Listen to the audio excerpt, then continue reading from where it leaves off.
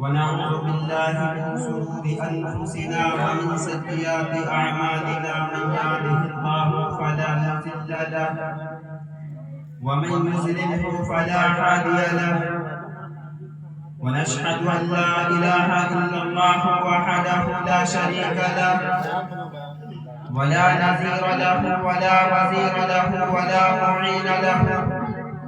وصلى الله على سيد الرسول وخاتم النبيين وقال النبي صلى الله عليه وسلم إن هذا القرآن يهدي للتي هي أقوم ويبشر المؤمنين وقال النبي صلى الله عليه وسلم خيركم من تعلم القرآن وعلمه وقال النبي صلى الله عليه وسلم محترم حضرات،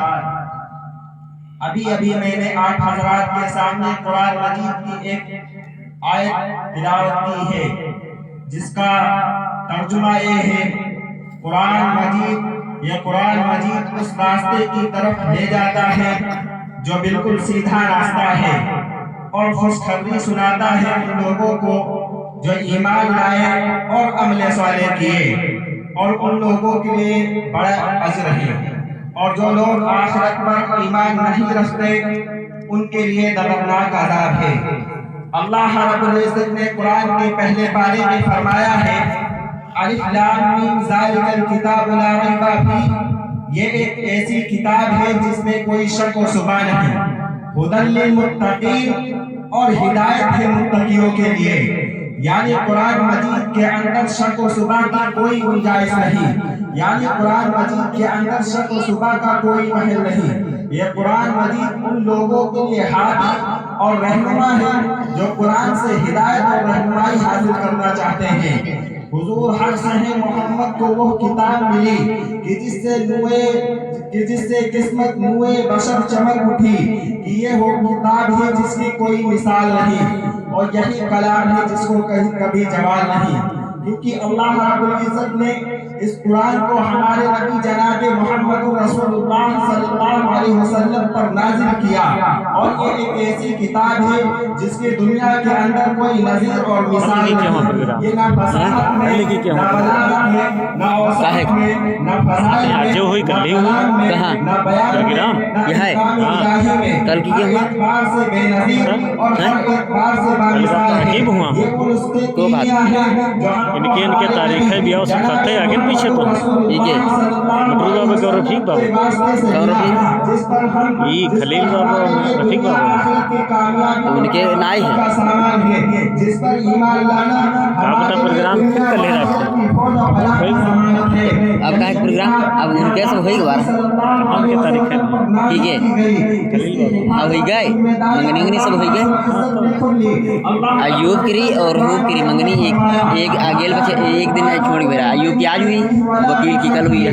قرآن کے اندر باتوں کے گھسنے کی گنجائش نہ تو آگے سے ہے نہ تو پیچھے سے ہے نہ تو دائیں سے ہے نہ تو بائیں سے ہے، اس لیے کہ اس کی حفاظت کی ذمہ داری اللہ رب العزت نے خود لی اور اللہ رب العزت نے قرآن کے اندر فرمایا اِنَّا نَحْنُ نَزَّلْنَا الذِّكْرَ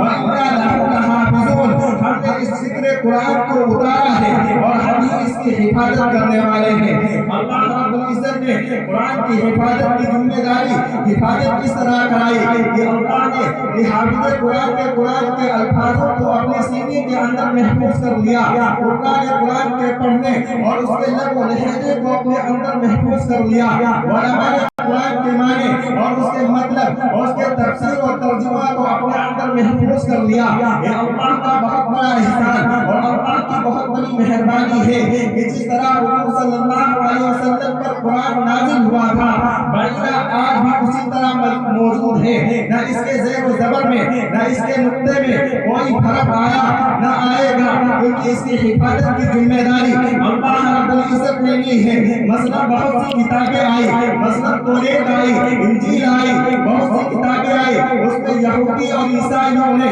اس کے الفاظ اور معنی کو بدل دیا اور بہت سی چیزیں ان میں سے نکال دی اور بہت سی چیزیں اس میں داخل کر دی، لیکن قرآن آ جانے کے بعد قرآن کی حفاظت کا ذمہ اللہ نے لیا تھا، اس لیے کہ اس کے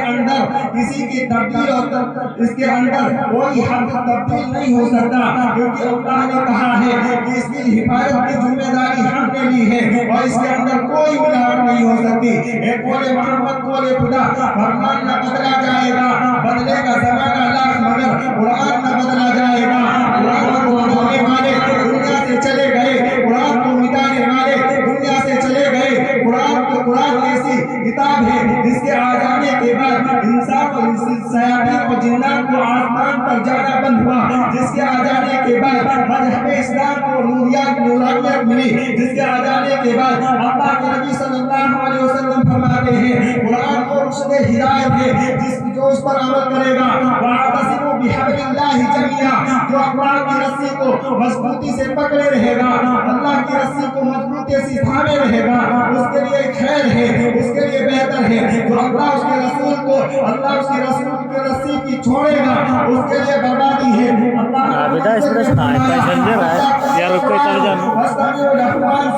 जब कुरान पढ़ी जाए या कुरान कोई पढ़े या कुरान सुनाई जाए तो गौर से सुनो। तबीयत की न खराब हो रही तो बहुत बढ़िया का नॉलेज है। अल्लाह के नबी सल्लल्लाहु अलैहि ठुआ बहुत है मगर को हर चीज के जरिए से हिदायत दी है। ये मुसलमानों, अल्लाह उसके रसूल के बताए हुए तरीके पर चलो, क्योंकि ला इलाहा इल्लल्लाह एक ऐसा कलमा है इसके कुरान के अंदर बहुत ही ताकत आई है। Great is to Allah and all power but Allah, there is no God but अल्लाह, नहीं है कोई सिवाय अल्लाह के, अल्लाह एक है, अल्लाह मोहम्मद अल्लाह के रसूल है और उसके सिवा कोई नहीं है। अगर अल्लाह के बताए हुए तरीके और उसके रसूल के बताए हुए सुन्नत पर चलोगे तो कामयाबी और कामयाबी तुम्हारे कदम चूमेगी। अगर तुम अल्लाह उसके रसूल के तरीके को टुकराओगे, अल्लाह उसके रसूल के बताए हुए तरीके को छोड़ोगे तो ऐसी जगह, ऐसी घाटी में जाकर गिरोगे क्या कभी रास्ता न पाओगे।